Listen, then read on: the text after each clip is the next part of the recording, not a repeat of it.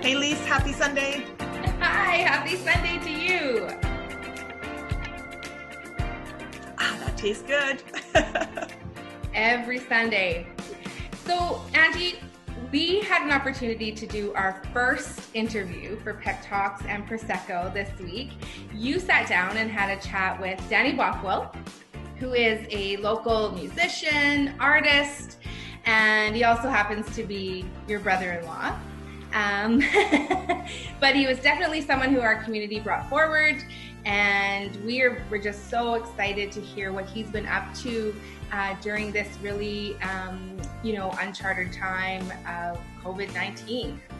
That's right. It was so much fun getting to do an interview with Danny and to really talk about why he started creating these COVID-eos, he calls them, and the joy that it really has sparked, not just here in our hometown, but nationally and internationally as well. So I know all of our community members are really going to enjoy learning a little bit more about Danny, getting to hear a bit more of the projects he's been working on, and make sure you listen right to the end because Danny and I have a lot of fun doing a feature that we called Winding Things Up Before We Wind Things Down. Enjoy. Okay. Hi, Danny. We want to welcome you to Pep Talks and Prosecco. Thank you for having me. I love it. Yes. Little Prosecco in the afternoon. That is the stuff right there. It tastes pretty darn good. I agree.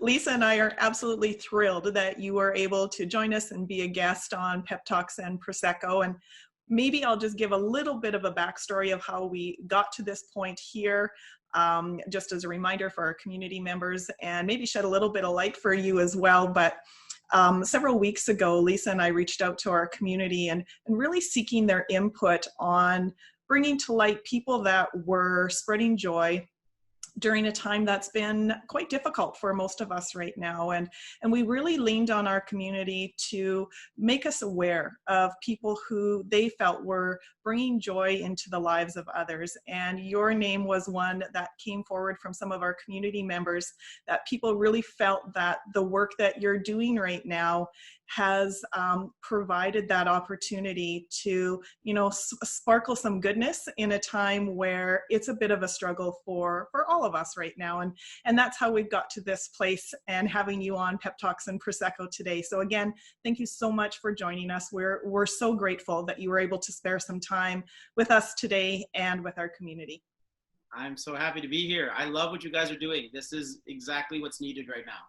Having people that are spreading positivity and helping with change, not just spreading positive messages, but helping people understand how they can create positivity in their lives. And so that's awesome. I love that, what you're doing. And so thank you to you two.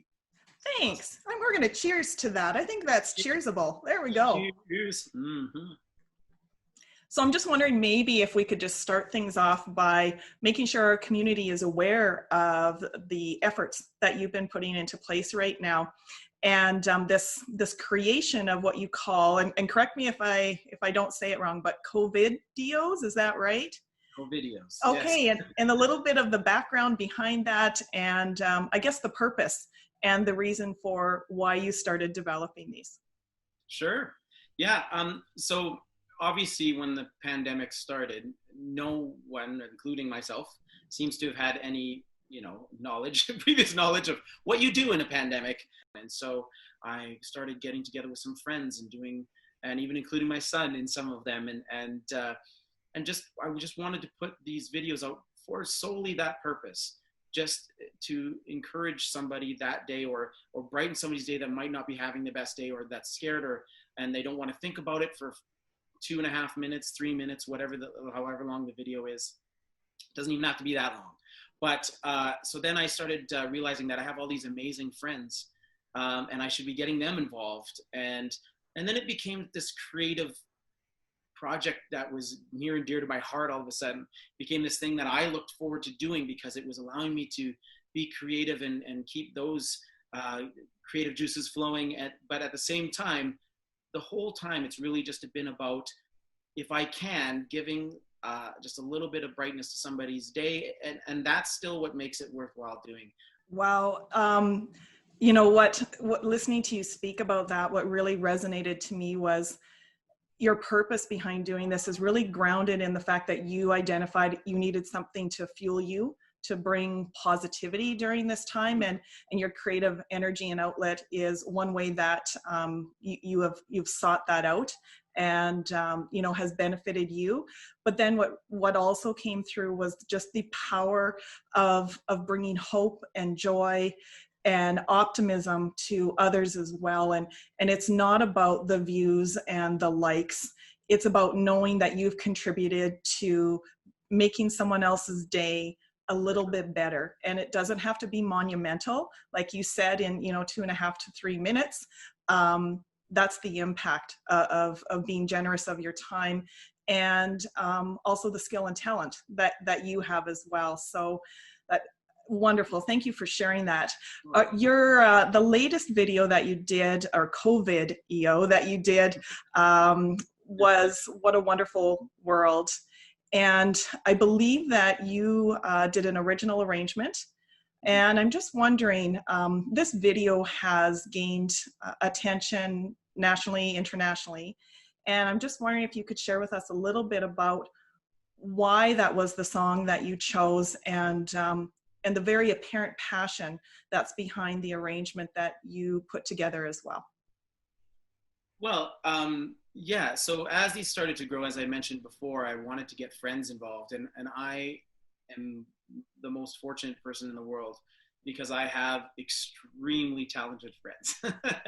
And so it's amazing to get to use them. And I had done an arrangement of Shower the People before. It actually wasn't my arrangement. It's pretty much exactly lifted from James Taylor. But I involved some friends, and I was like, this was really nice to have this collaboration and feature these amazing artists. So I wanted to do that again. That was kind of what started me thinking about it.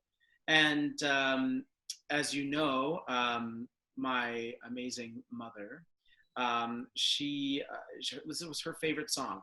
And so I've been thinking about my mom a lot. She's passed away. And she was one of the most encouraging people to me and in my entire world. And still to this day, I still think of all the lessons she taught me and all the positivity. There is a woman that was, you want to talk about positivity, 99.9% of the time was positive and good for the world. So I've been thinking about her a lot during this time and how she would handle it.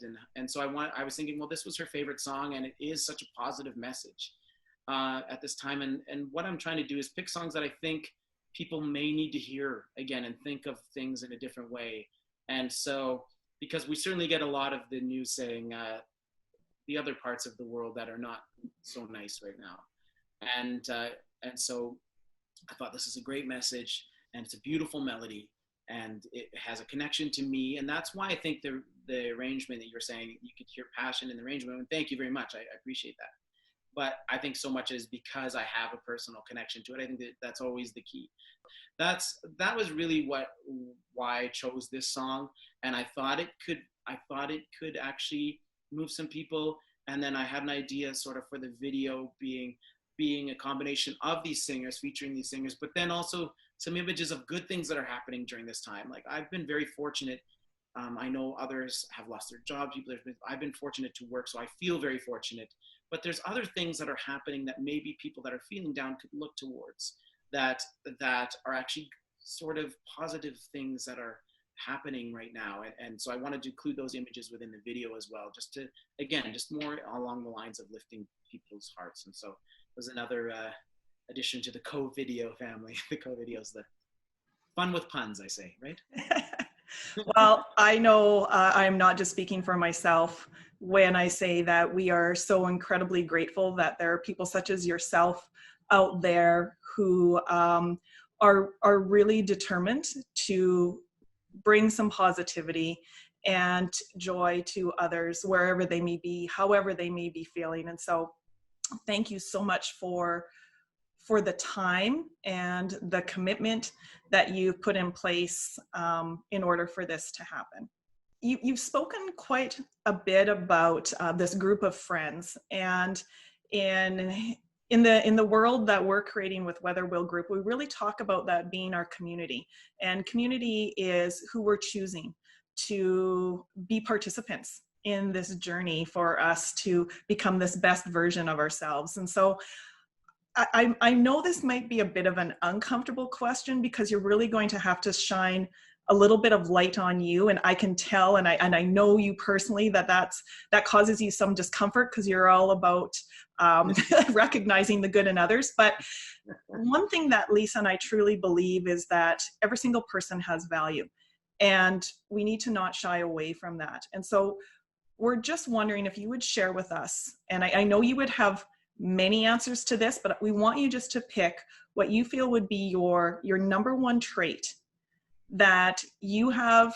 that helps define who you are as Danny, that really is a contributing factor that adds value to the communities that you are a part of. Okay. Well, you are right that it's a hard question. But no, honestly, I mean, I guess some could argue the artistic merit of what I'm adding, that sort of trait, but I'm going to go off that board a little bit. If there's something that I think that I have that's a part of me that can contribute, I guess I would say maybe loyalty. I am extremely loyal to the people that I care about in my community, and anyone that is a positive force as much as I can be. The thing that I think that maybe I bring is that the loyalty that I have towards them fuels me to try harder, to try to be better, and to do it. And because I have a hard time sometimes doing things for myself,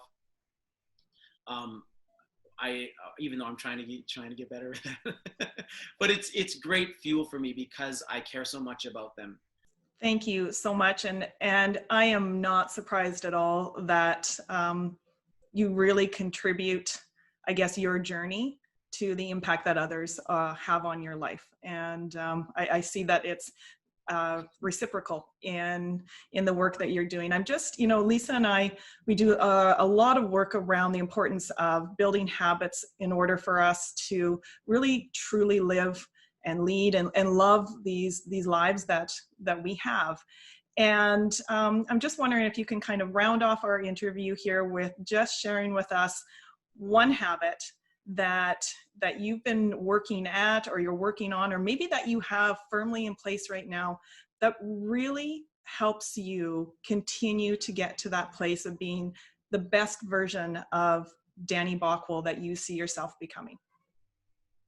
Well, this could seem like a bit of a cop-out, but it's not really, because it's authentic. This is something that I do actually not only in my regular life, but in my performing career too. I wasn't someone who went to performance college. I learned, I was what they call self-taught, but I wouldn't call it self-taught necessarily, because one trait that I think that I have, or one skill that I've been doing since I was young, looking up to my brothers, looking up to people that have inspired me, is that I study them. I'm very, very, very intensely and meticulously study them. And I take the traits that I like the best about them. So there's performers out there, if I wanted to learn how to jump like somebody, I was like, how are they doing it? What's happening with them? And then I would implement it into my my lexicon of moves and what have you. But so what I do that same practice in my day-to-day, because as I've stated, and I can't overstate because these people are amazing and you're one of them. But I have so many people that inspire me, and that's not a line. It is true. The coolest thing about Danny Balkwill is his friends. I will tell you that. That's excellent.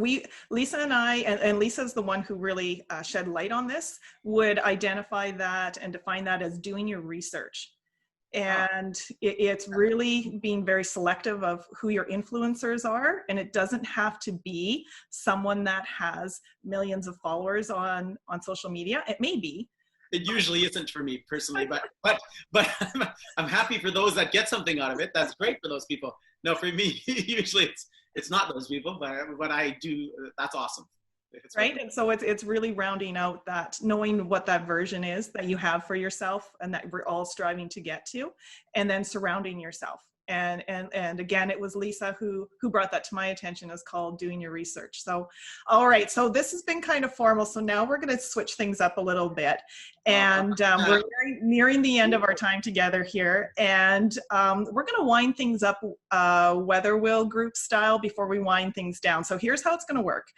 I'm going to set a timer, and over the course of 1 minute, I'm going to ask you 10 questions, and your job is to see if you can get through all 10 questions before the minute is up. So do you think you're up for this? Yes. Okay. You might need another sip of Prosecco before you get started. I probably need another bottle. All right. I'm going to get my trusted timer ready here. Okay.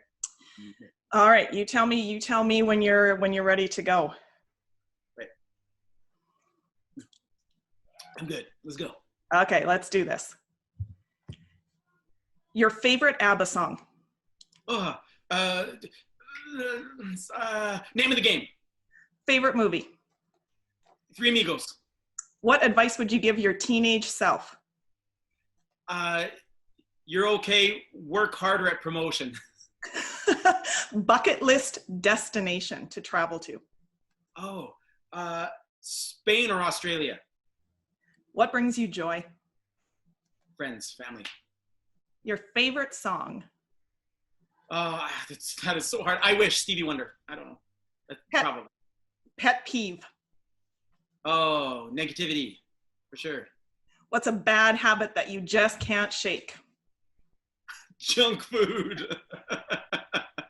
In all its forms. Your favorite habit that you can't live without?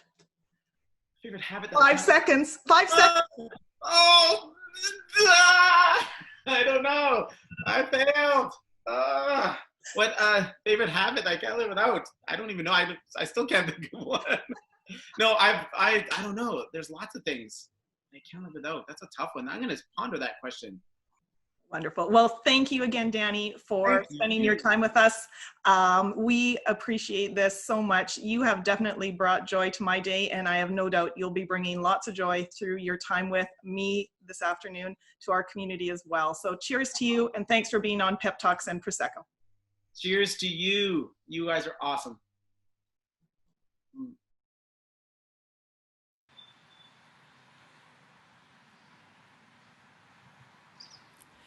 I've seen trees of green, red roses too. I've seen them bloom for me and you, and I think to myself,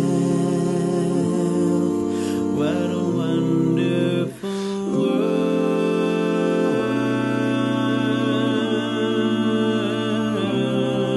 I've seen skies of blue, clouds of white, bright blessed days and dark sacred night, and I think to myself, what a world, what a wonderful world.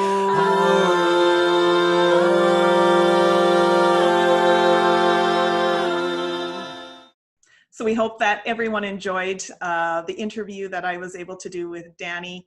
I know in the past, Lisa, you and I have been picking comments that our community members have posted on our social media, but I think we should switch things up. And maybe if there's a comment that Danny made that stuck out with you, then you could share that. And I'm putting you on the spot because I may have pre-planned this and I have one in my mind already. So I don't know. Let's mix it up. Tag, you go first. Well, thanks.